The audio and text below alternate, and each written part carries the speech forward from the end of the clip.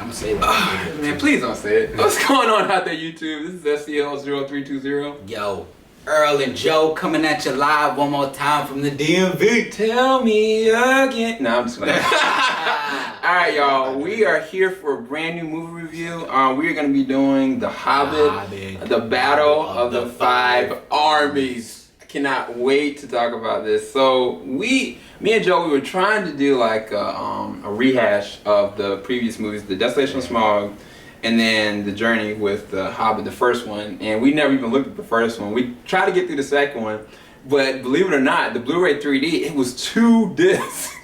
And it was that heavy and that long, but which is a good segue for it. But the reason why we found out it was that way is the content and the visuals were so heavy that it filled up a whole 20 gig disc, which is insane. And so when we went into the movie, we were thinking, okay, we were anticipating a lot to happen because the end of the last one, The Desolation of Smaug, if you haven't seen it yet, you see the dragon getting out of the castle, the prison that he's been in where all the gold is, and he was going straight for the town. And it ends with, I think the Ed Sheeran song playing in the background.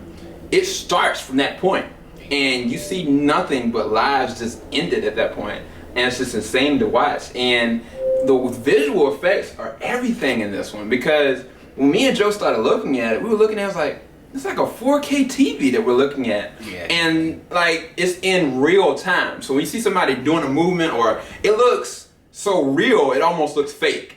Like you can see almost the details on every single person, all the different movements, and even the 3D, it looked like it was in real time, which that is something I've never seen before. I think that the cameras that they actually are using as the special high definition cameras that even go transcend, I think, beyond like how the IMAX cameras are. The IMAX cameras are huge, but the way these are actually captured, it gives a lot more resolution in the long term. And so it's just amazing to watch. I mean, of course, like all the Peter Jackson set pieces, they go everywhere.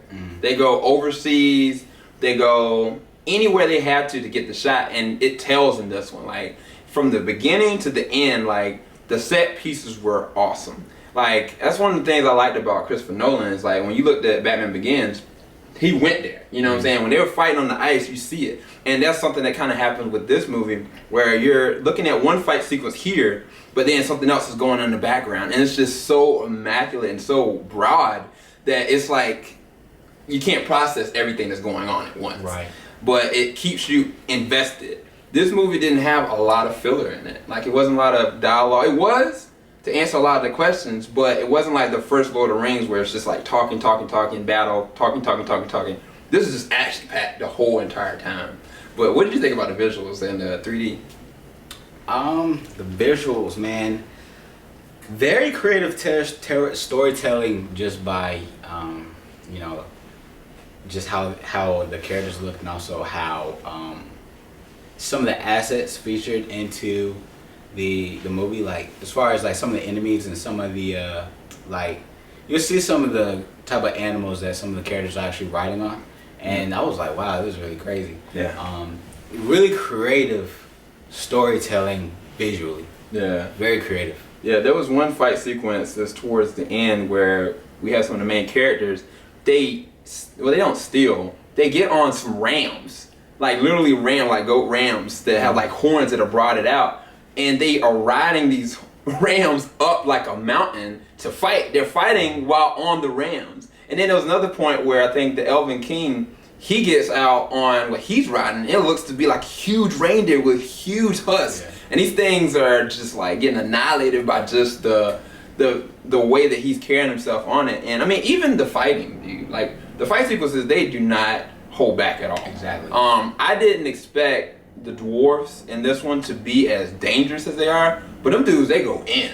Like, they go in on such a level that I was like, wow. Like, when you see somebody like do all they can, and then like they might perish, they might not, it's just eye-catching. It's really intriguing. It's really I think the cinematographer and the choreographer for the fight sequence, they had to work hand in hand to storyboard this whole entire thing out in such a way that I haven't read the books of The Hobbit. I've only seen like the cartoon, the older one, so I don't know how detailed they went to, but it seems like they took like great lengths to make sure they had it a certain kind of way. So I think that they probably are faithful to the story, most likely why the reason they did it that way.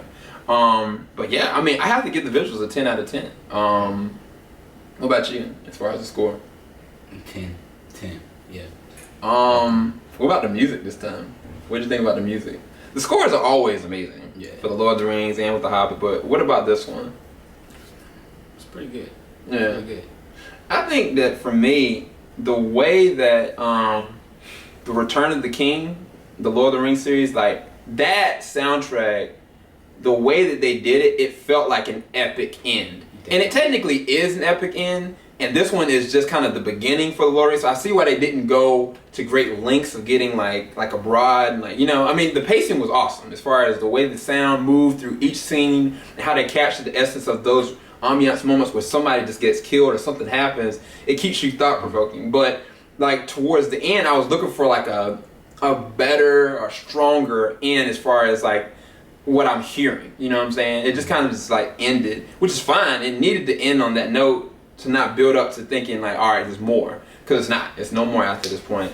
So I probably give it like an 8.5. It was awesome, but I was looking for more, like I did with Return of the King. Return of the King, like I was like, wow, this was epic. It was seriously epic. The Eagles are coming. Eagles. Get your eagle on. What did you think about the music though, or the score? I really enjoyed it. I think one thing that kind of captured or put an emphasis on when you think of like large armies and fighting and combating, there's always that trumpet blow, and they emphasized that throughout the movie, not only with the songs but also you can definitely get a good trumpet sound.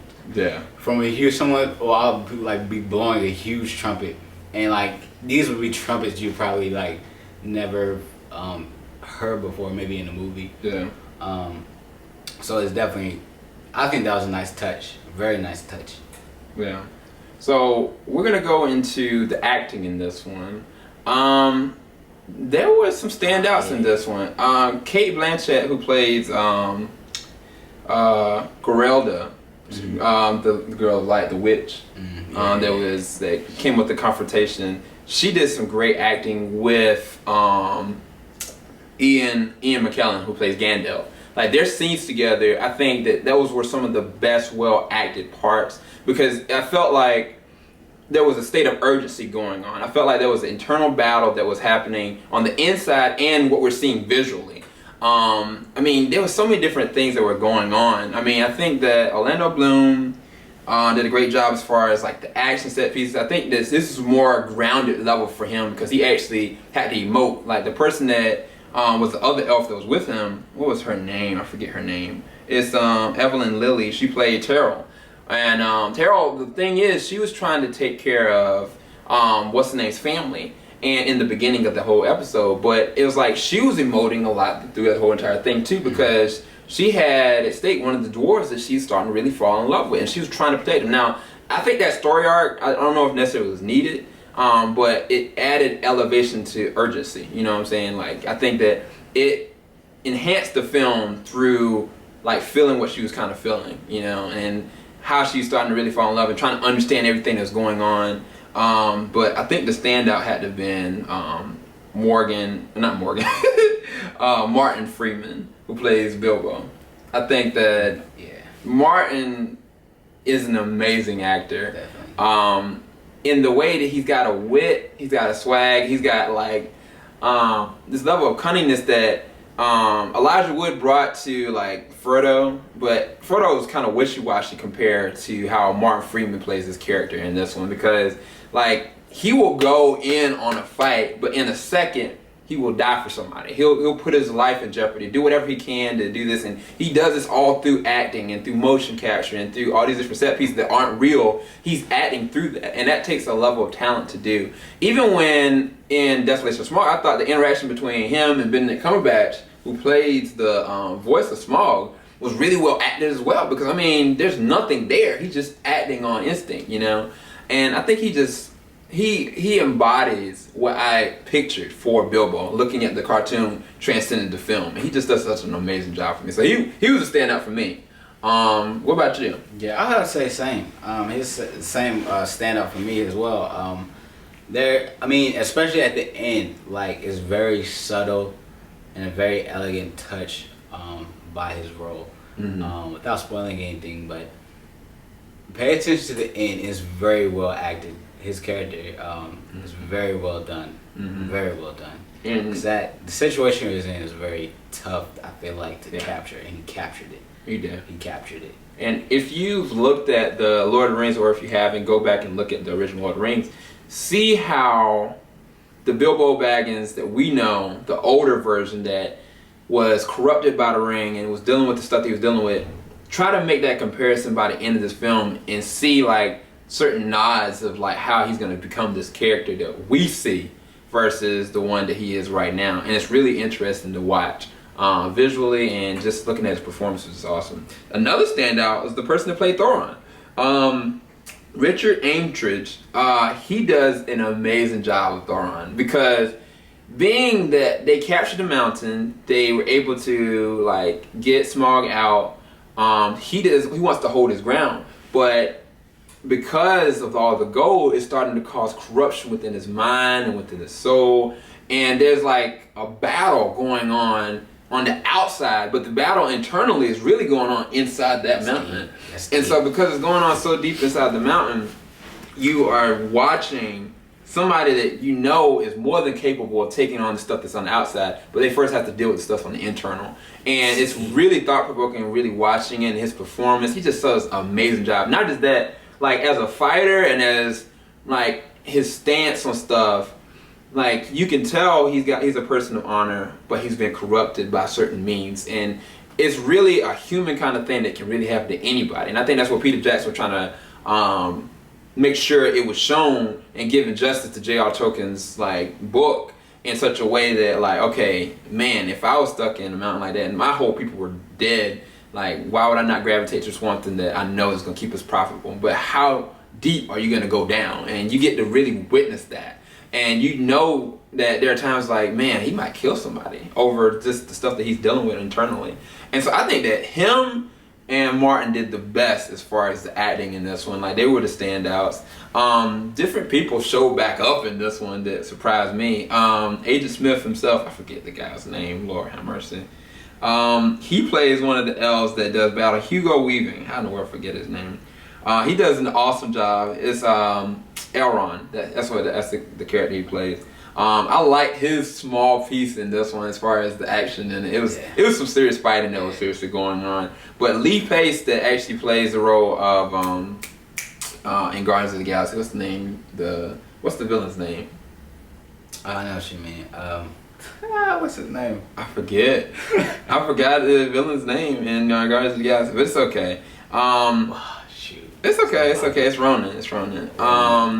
The samurai. He plays Legolas's dad, and the way that his character is, you can tell he's a torture. So I noticed that when looking at the Desolation of Smaug, when he showed the burn marks all over his face, I was like, this guy has some serious internal wounds that are not going to be really identified until the last movie, and they are. All the different things that you see, the worries or the facade that's up, it all gets pulled down by the end of it, because the thing about this whole battle is not just the dwarves that are trying to hold their ground, it's everybody. You got the elves, you got the humans, you've got the orcs that have 2 legions of armies that nobody knows about, but at the same time there's just such a few going on because of past and history that nobody can get along, and it all surrounds Sauron and his inability to let go of his own internal demons, or let go of the past in a turn.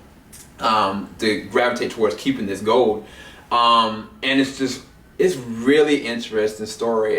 It keeps you invested in the fact that this battle there's not going to be too many winners in this battle. Like multiple people on different factions are going to die, and I mean they really do. But I think that this was one of the more stronger storylines to me. I think that. What do you think? I guess as far as the story for this, I don't want to go too deep into it because I'm talking a lot. Like, as far as like the story, it is a great story. It's a really great story, and once you leave the theater, you will feel like you just participated in hearing a great story. Yeah. Yeah, to say the least. I think for me, as a movie viewer and as a fan of the Lord of the Rings series, I really liked the Return of the King because that was probably my favorite. I liked the battle sequences of the Two Towers, and I really liked Desolation of Smaug for the Hobbit.